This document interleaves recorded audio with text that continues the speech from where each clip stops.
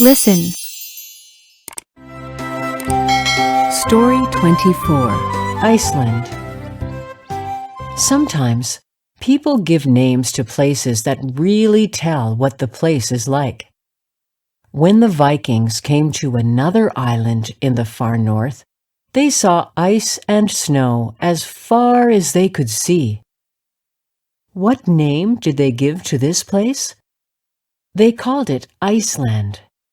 This time, they did not try to trick anyone. Let's get ready. Read aloud.